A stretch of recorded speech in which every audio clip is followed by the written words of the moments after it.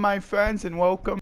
So first of all, I would like to give a big shout out to all the new subscribers I got. Thank you to all the new subscribers who did subscribe to me. Um and also I gotta go over the ban list here. So I'll go over that.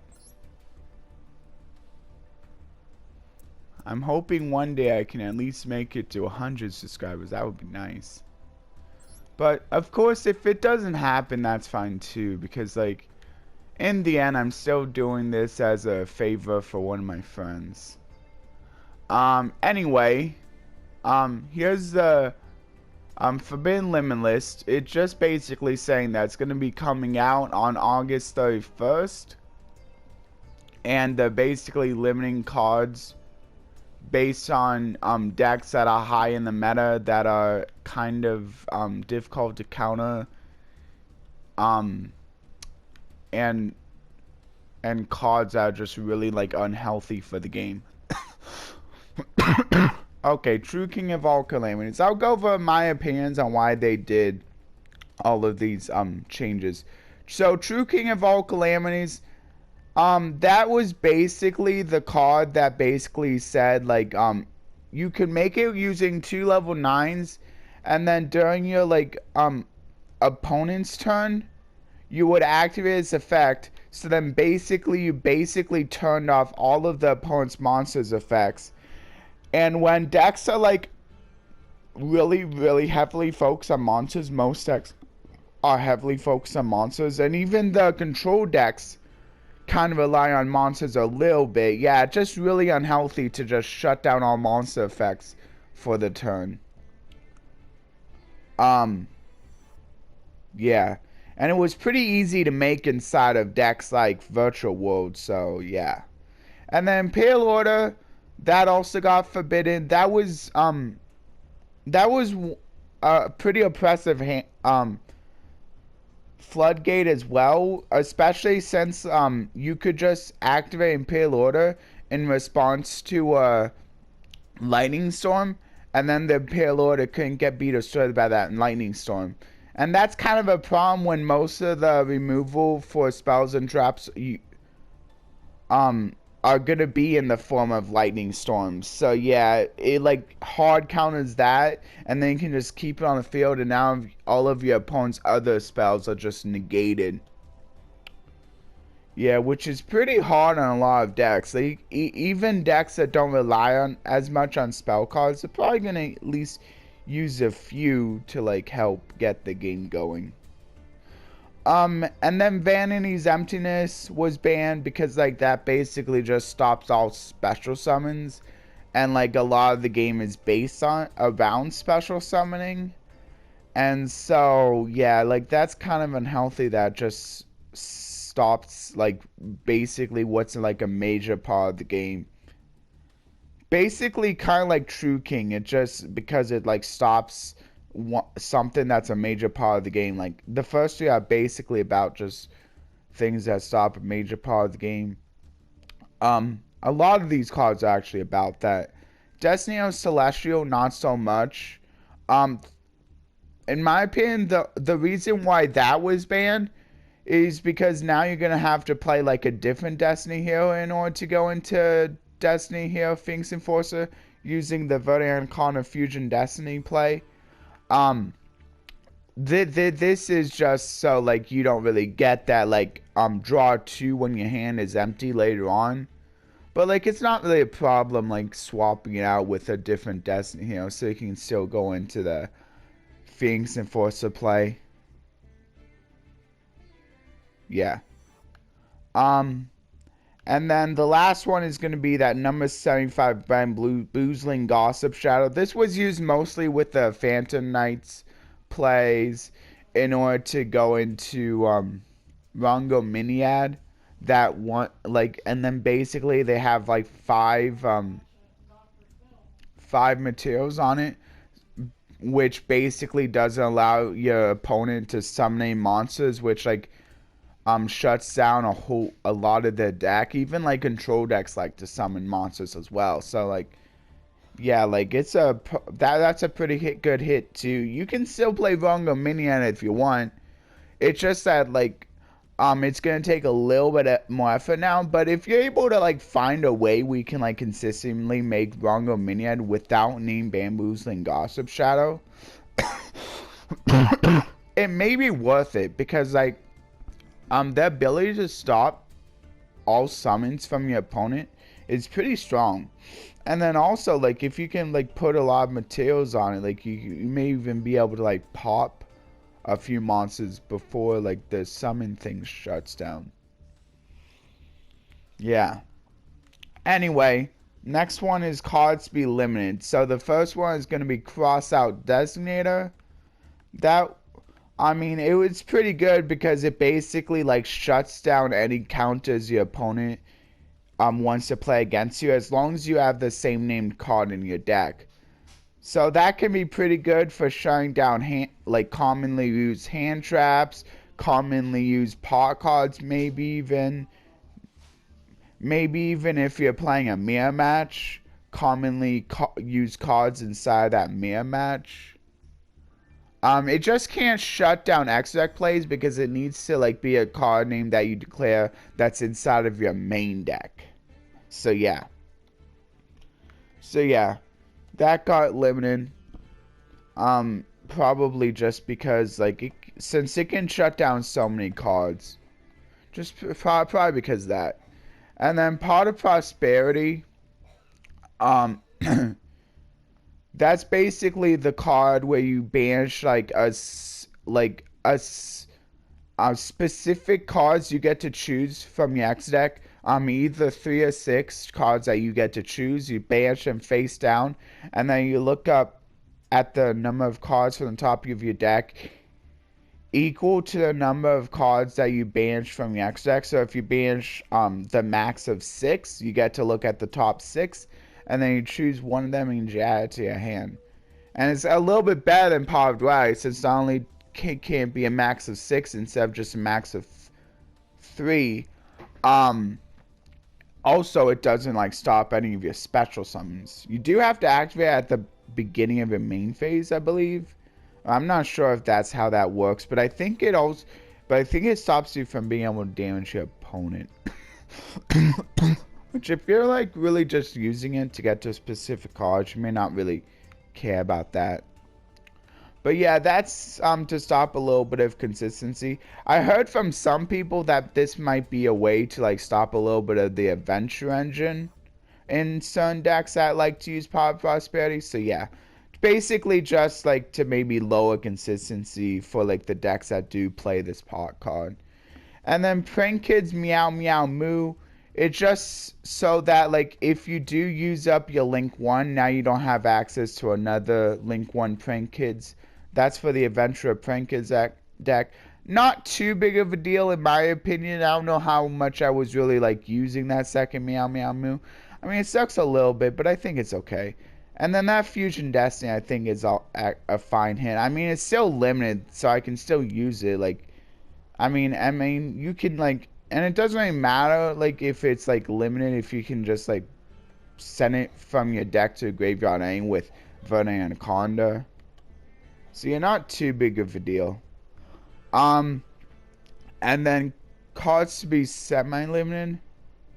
But yeah, that was just to like lower the consistency, I guess, of that. Of like so you're not as likely to hard draw it. Since like kind of unlike the Red Dragon Fusion, it's actually a pretty good card to hard draw as well. Since it only stops your like since it only restricts your summons after you use it. And then cards be semi-limited. So first of all, Altergeist Multi-Fight Faker. That's basically for the this is basically changing from 1 to 2 to like raise the consistency a bit of the Altergeist deck. Try to make that deck a little bit better since it's been kind of out of the meta. Same with Salamangreat Gazelle, which those are both good hits because like Multi-Faker and Gazelle are like two of the like are like the best, basically one of the best cards for the for that specific archetype. And then skill drain has been hit from 3 to 2 to like basically lower a little bit the power level of Eldritch. Try to limit that a little bit. So yes, but it still should be a pretty good even just at 2. Like it's just a little bit less likely that you'll be like drawing it like um as often. So yeah, and basically it's a pretty impressive card since it can shut down all effects of effect monsters.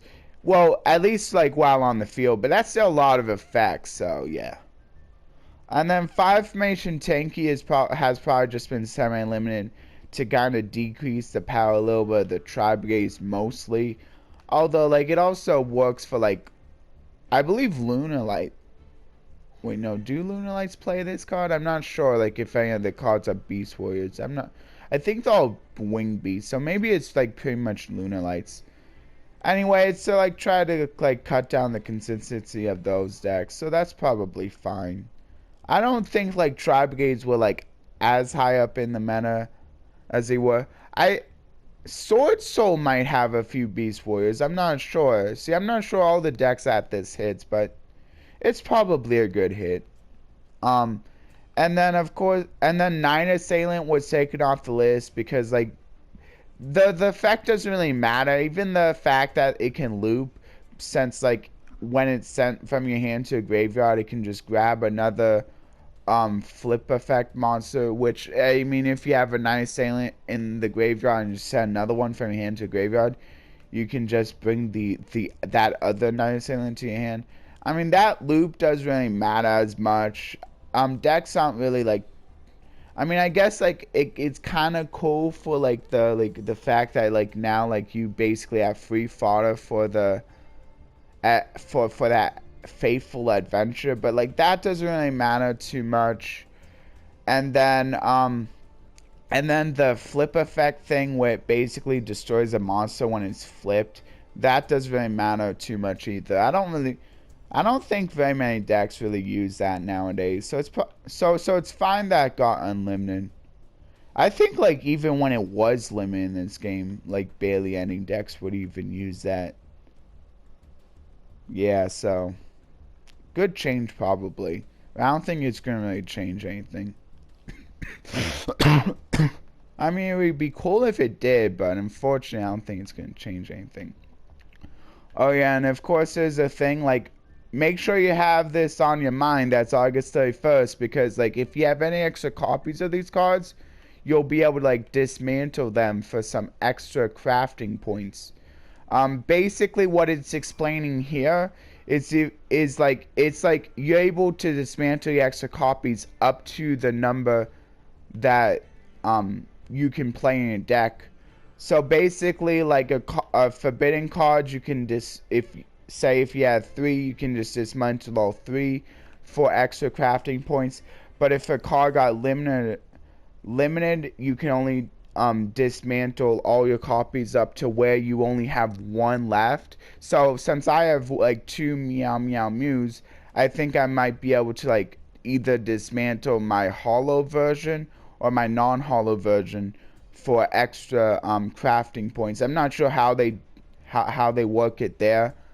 But I might be able to like dismantle one of those for like extra crafting points, and then the other one suddenly makes it so that like I can't really dismantle that one for extra crafting points. It's for like the regular amount of crafting points I would receive for dismantling a card that wasn't put on the list. And of course that bonus only goes to the ones that have been changed for the worse. For the cards that have been changed for the better, like Multi-Faker going from 1 to 2, that actually doesn't change anything for that card. So you still don't get the bonus for that card. So yeah, but like basically the cards that you do get the bonus cards are for any of the cards except for Multi-Faker, Gazelle, and 9 Assailant. And then basically remember, if you have basically like 3 or 4 tankies, You could dismantle like 2 of them if you have 4. 1 of them if you have 3. So you get down to 2, and then you can't like get that like bonus crafting material anymore. So yeah. And I guess like if you really wanted to try to get like a royal finish, like Meow Meow Moo, or like a royal finish of any of these cards that are going to be limited to 7 limited aren't going to be banned, now's probably a good time to be trying for that. If you have like a lot of crafting points of a certain rarity, since like you know that like any of the extra copies that you get, you're gonna be able to dismantle for full crafting points once the ban list happens. But like it's only for a limited time, so just make sure if you do that you're able to dismantle it on time, so you get that extra so you get those extra crafting points back. In fact, I don't think I got Fusion Destiny to Royal Finish yet, so I might do that. I might try that a few times. What is my Fusion Destiny at anyway? I'm gonna try looking at what my Fusion Destiny is at. Let's see. Wow, I only have it at... Huh. I don't have any cooler rarities, so I'll go ahead and do it. I'll just do it 3 times to see if I can get it. Dang it. I'll try a few more times. See, and now all the ones I'm spending doesn't matter because I'll just be... as long as I can make it in time. So I'll just go until I have 0. Dang. Dang. I think I'm just... Man, I just got so unlucky. Oh well. Oh well, I was able to get it, but that's okay. I'll just stop there then. And now I'll go over pack openings for those of you interested in that. But as for the rest of you, I hope you enjoyed the video. Please like, share, and subscribe, and consider ringing that notification. And I'll see you in the next solo mode Let's Play video, which will be tomorrow. And since I am definitely scheduled for solo mode tomorrow, I will definitely be playing some of that. So, I hope you enjoyed there. Okay, so now a pack opening real quick. Okay, so here's the cards I got. Binary Blader, Psychic Nightmare. I'm not gonna go like and say like all of them. White Magical Hat was pretty cool. It was a pretty cool card back in the day because it ripped cards from the opponent's hand. I think that's gonna be my favorite just because of how good it was back in the day, just being able to like discard a card randomly from your opponent's hand every time it inflicted battle damage. So definitely let me know what your favorite card in this pack opening was. I'm definitely interested in hearing from that.